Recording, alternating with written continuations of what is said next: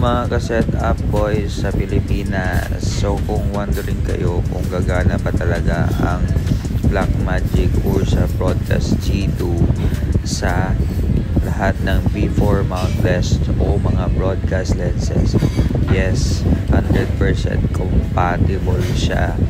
At ang ganda dahil nga ang Broadcast G2 ay may dual ISO. So napakaganda, napaka-sharp ng quality, hindi ka mabibitin, parang cinema. At syempre kung gusto mong mag live stream ng 4K, pwede yan. So pwede ka na sa HD, pwede ka na ready to 4K.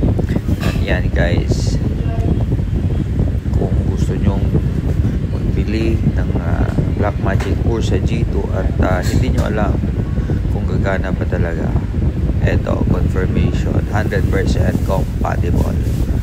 So bili na kayo guys.